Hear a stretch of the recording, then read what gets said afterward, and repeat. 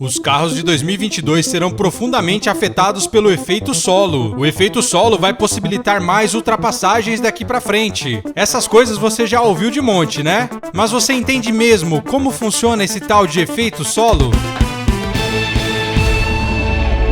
Um dos fatores que mais influenciam os carros de corrida é a aerodinâmica, ou seja, o modo como os carros se aproveitam do ar para ganhar velocidade, diminuir velocidade, aumentar a aderência e por aí vai.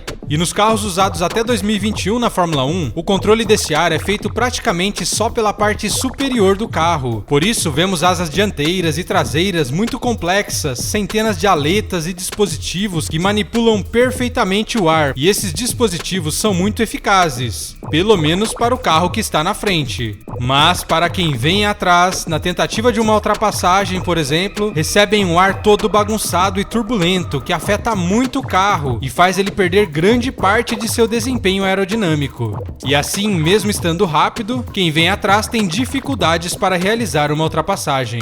Mas com o novo carro, a ideia é que esse problema seja eliminado e os carros não se utilizem tanto da parte superior para conseguir aderência ou velocidade, mas usem mais a parte de baixo do carro. Aí que entra o famoso efeito solo.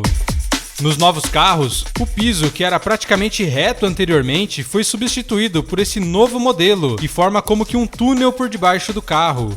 Na entrada, na frente, esses túneis terão um diâmetro maior e na parte central esse túnel vai se afunilando, ficando cada vez mais apertado e próximo ao chão. E na saída ele volta a ser maior. Aí que a mágica, ou melhor, a ciência acontece. Durante a corrida, o ar que entra pela parte frontal desse túnel é comprimido e espremido nessa parte central, menor. Aí, para conseguir passar por esse espaço menor, a velocidade do ar precisa aumentar muito, como acontece, por exemplo, quando tapamos uma parte da saída de uma mangueira de água com o dedo, e a água começa a sair muito mais forte. Agora, voltando para o carro, com o ar passando muito mais rápido por debaixo do carro, ocorre a diminuição na pressão do ar na parte inferior, na parte de baixo.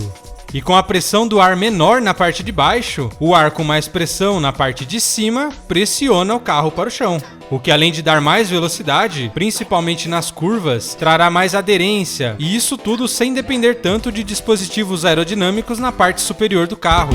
E com o uso do efeito solo ao invés de outros dispositivos, os carros terão um visual muito mais limpo e simples. E com isso, o ar sujo que era criado por todos os aparatos e jogado para os carros que vinham atrás, prejudicando seu desempenho, agora quase não existirá mais. E a ideia é que tenhamos muito mais ultrapassagens nessa temporada.